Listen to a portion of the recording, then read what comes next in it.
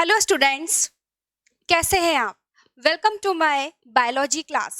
मैं आकांक्षा आज आपको बायोलॉजी का एक न्यू टॉपिक पढ़ाने जा रही हूँ और मेरे टॉपिक का नाम है मानव श्वसन तंत्र यानी कि ह्यूमन रेस्पिरेटरी सिस्टम।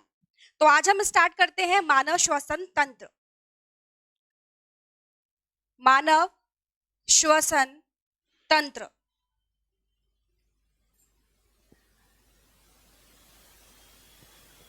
जब हम ह्यूमंस यानी कि मानव की बात करते हैं तो उसके अंदर एक वर्ड मैंने लिया कि श्वसन। तो श्वसन का मतलब क्या होता है कि सामान्य भाषा में हम श्वसन को बोलते हैं कि सांस लेना। क्या लेना? सांस लेना। तो नॉर्मल हम बात करते हैं कि सांस लेते हैं तो हम क्या लेते हैं? सांस लेने के अंदर हम ऑक्सीजन गैस को तो अंदर लेते हैं और कार्बन डाइऑक्साइड को बाहर निकालते हैं। तो इसको अपन सामान्य भाषा में श्वसन या फिर सांस लेना कहते हैं। तो सबसे पहले हम ये बात करते हैं कि श्वसन के अंदर यानी कि सांस लेने के अंदर कौन सी गैस काम में ली जाती है और कौन सी बाहर त्यागी जाती है। तो इसके अंदर आप लिखेंगे कि श्वसन के अंदर ऑक्सीजन गैस, कौन सी गैस? ऑक्सीजन गैस तो ली जाती है और कार्बन डाइऑक्साइड गैस बाहर त्यागी जाती है। ये एक सामान्य सी बात है जो आपको पता होगी। ह्यूमन तक जाने से पहले सबसे पहले हम उन छोटे जीवों के बारे में स्टडी करेंगे कि वो किस प्रकार से श्वसन करते हैं। जैसे हम बात करते हैं अमीबा की। अमीबा के बारे में तो आप जानते ही हैं, कैसा है ये? अमीबा एक कोशिकीय जीव है। क्या है? एक कोशिकीय जीव। और इस एक कोशिकीय जीव में हमारे जैसे फेफड़े पाए जाते हैं वो तो पॉसिबल होगा ही नहीं। तो ये किस प्रकार से श्वसन करेगा? तो अमीबा जो श्वसन करेगा वो गैसों के विसरण के द्वारा, किसके द्वारा श्वसन करता है? विसरण क्रिया के द्वारा श्वसन करता है। क्योंकि ये भी क्या है? एक कोशिकीय जीव और जीवन की सभी क्रियाएं करने के लिए इसको ऊर्जा की आवश्यकता पड़ती है। और ऊर्जा कैसे प्राप्त होगी? ऊर्जा प्राप्त होगी किससे? जब भोजन का क्या होगा? ऑक्सीकरण। तो सबसे पहले हम बात करते हैं कि सबसे इंपॉर्टेंट चीज कि ये अमीबा है और अमीबा कैसा है? एक कोशिकीय जीव। कैसा है? एक कोशिकीय जीव है। ठीक है। अब हम सिंपल सी बात करते हैं कि अमीबा के अंदर किसकी सांद्रता ज्यादा है, किसकी मात्रा ज्यादा है? कार्बन डाइऑक्साइड की। और ऑक्सीजन की मात्रा क्या है इसके अंदर? कम। ठीक है। ये अमीबा जिस वातावरण में रह रहा है वहां पर O2 की सांद्रता, ऑक्सीजन गैस की सांद्रता या मात्रा क्या है बेटा? ज्यादा। ठीक है। अब होगा क्या? ये होगा कि आपने गैसों के विसरण के नियम में क्या पढ़ा है कि गैस जो है, गैस के अणु अधिक सांद्रता से कम सांद्रता की ओर जाते हैं।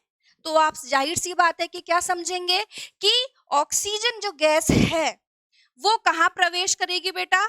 अमीबा के अंदर। क्यों? क्योंकि अमीबा के अंदर ऑक्सीजन गैस की मात्रा क्या है? कम। और बाहर वातावरण में ऑक्सीजन की सांद्रता क्या है? ज्यादा। तो इस प्रकार से ऑक्सीजन कहाँ प्रवेश करेगी? अंदर प्रवेश करेगी। जबकि हम बात करते हैं किसकी? कार्बन डाइऑक्साइड बेटा अंदर तो है ज्यादा और बाहर वातावरण में CO2 की सांद्रता यानी कि मात्रा क्या है? कम। अब आप सोचकर बताइए कि फिर अब क्या होना चाहिए? अब ये होना चाहिए कि कार्बन डाइऑक्साइड जो है वो अमीबा से निकलकर कहाँ जाएगी? बाहर की तरफ जाएगी। कहाँ जाएगी? बाहर की तरफ। तो इस प्रकार से विसरण क्रिया के द्वारा गैसों का क्या होता है? आदान प्रदान होता है और अमीबा जैसा एक कोशिकीय जीव क्या कर पाता है? श्वसन कर पाता है। तो ये तो हो गया एक कोशिकीय जीव में श्वसन। अच्छा, कौन सी विधि काम में आई है? आप लिखेंगे विसरण। विसरण में क्या होता है कि विसरण के अंदर गैस के अणु अपनी अधिक सांद्रता से कम सांद्रता की ओर क्या करते हैं? गति करते हैं। अब इसके बाद ये तो हो गई एक सामान्य सी बात। अब हम कुछ बड़े जीवों की बात करते हैं, बड़े प्राणियों की बात करते हैं। उसके अंदर अपन एग्जाम्पल लेते हैं क्या? केंचुआ, जिसको अपन क्या बोलते हैं? अर्थवॉर्म बोलते हैं। केंचुआ आपने देखा होगा सामान्यतः कहाँ पाया जाता है? केंचुआ पाया जाता है अपने जितने भी बारिश होती है तो गीली मिट्टी में, गार्डन में, खेतों के अंदर पाया जाता है। तो अब वो कैसे श्वसन करेगा? क्या उसमें फेफड़े हैं? क्या कोई तंत्र विकसित है? केचुआ आपने कभी भी जब हाथ लगाया होगा तो पूरा का पूरा जो है वो गीला या नम दिखाई देता है, यानी कि लसलसा सा दिखाई देता है। इसका मतलब क्या है कि उसकी पूरी की पूरी सतह जो होती है, जो पूरी की पूरी त्वचा होती है, वो नम होती है। तो वो अपनी पूरी नम सतह के द्वारा क्या करता है? श्वसन। और श्वसन के लिए वहां पर कौन सी विधि आएगी बेटा? वापस से कौन सी विधि आएगी? विसरण। कौन सी विधि? विसरण के द्वारा केंचुआ क्या करता है? श्वसन करता है और पूरी त्वचा के द्वारा विसरण क्रिया होती है और गैसों का क्या होता है? आदान प्रदान होता है। तो ये बात हो गई किसकी? केंचुए की। वैसे भी आपको स्टूडेंट्स पता होना चाहिए कि जो ये केंचुआ है ये किसके अंदर आता है? अपन क्लासिफिकेशन पढ़ते हैं तो हमें पता चलता है कि केंचुआ आता है नॉन कॉर्डेट्स के अंदर। किसके अंदर आएगा? Non chordate. अच्छा, नॉन कॉर्डेट का मतलब क्या हुआ? नॉन कॉर्डेट ऐसे प्राणी होते हैं जिनमें नोटोकॉर्ड या फिर पृष्ठीय रज्जु या फिर कह सकते हैं सामान्य भाषा में कि रीढ़ की हड्डी नहीं पाई जाती। उसे हम क्या बोलते हैं? नॉन कॉर्डेट एनिमल्स यानी कि प्राणी कहते हैं।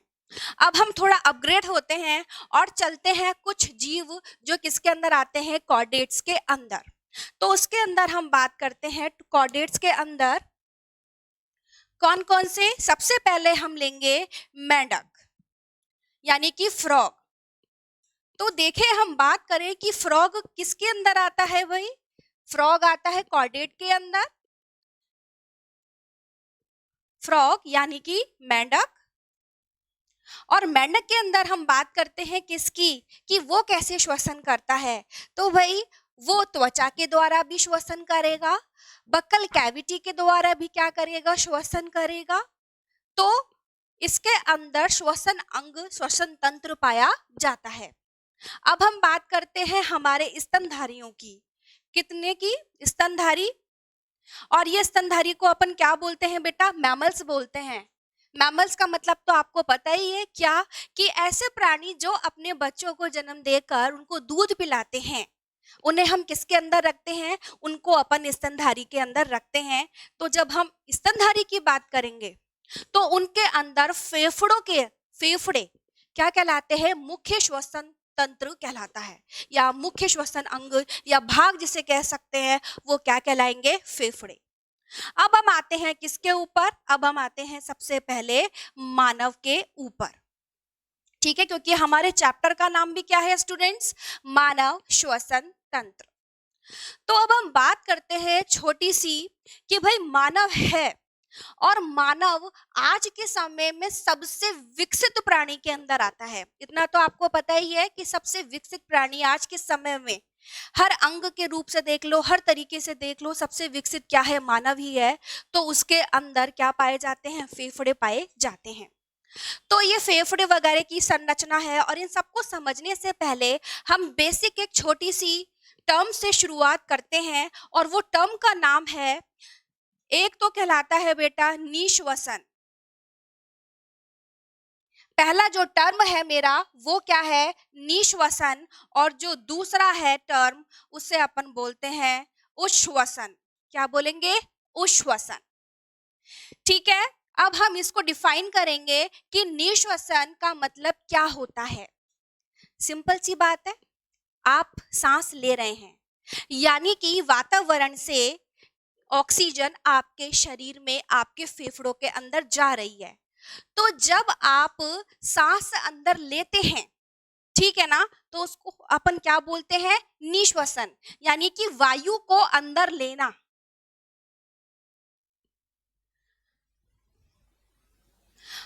वायु को अंदर लेना क्या आएगा? निश्वसन। और उश्वसन का मतलब क्या होता है? वायु को बाहर निकालना। तो सिंपल शब्दों में आप क्या कह सकते हैं कि वायु को बाहर निकालना क्या कहलाता है? वायु को बाहर निकालना कहलाता है हमारा उश्वसन।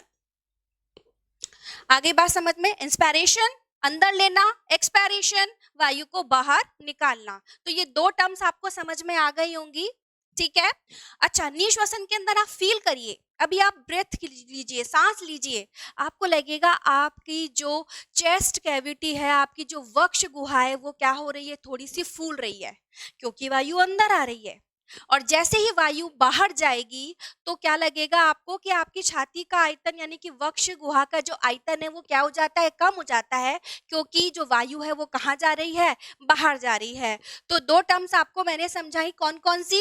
पहली तो हो गई निश्वसन, जिसमें आप वायु को अंदर ले रहे हैं, और दूसरी है उश्वसन, जिसमें आप वायु को बाहर निकाल रहे हैं।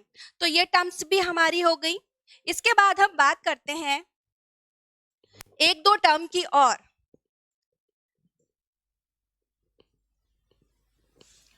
जिसमें अपन बात करेंगे किस किस की?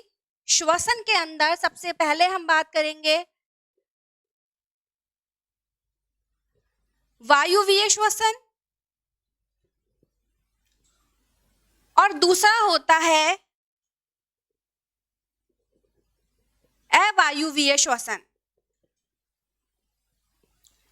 तो दो टर्म्स आ गई आपको और समझ में, कौन कौन सी? पहला तो वायुवीय श्वसन और अवायुवीय श्वसन। देखिए इसमें अंतर क्या है। हम सिंपल सी बात करते हैं वायुवीय श्वसन की। भाई वायुवीय का मतलब क्या हुआ? ऑक्सीजन की प्रेजेंस में, ऑक्सीजन की उपस्थिति में जो आप श्वसन कर रहे हैं उसे आप क्या बोलेंगे? उसे आप बोलेंगे वायुवीय श्वसन, ठीक है। और ऐसा श्वसन जिसके अंदर ऑक्सीजन आवश्यक नहीं है, या फिर ऑक्सीजन की अनुपस्थिति में क्या कर रहे हैं? श्वसन कर रहे हैं, उसे हम क्या बोलेंगे? अवायुवीय श्वसन। तो आप इसको लिख सकते हैं क्या? वायु की उपस्थिति, वायु का मतलब क्या हो गया बेटा? ऑक्सीजन। तो वायु की उपस्थिति में होने वाला श्वसन क्या कहलाएगा? वायुवीय श्वसन कहलाएगा। और वायु का मतलब O2 की अनुपस्थिति में होने वाला श्वसन क्या कहलाएगा? ये कहलाएगा हमारा अवायुवीय श्वसन। सर वो बंद कर दीजिए। मैम किसका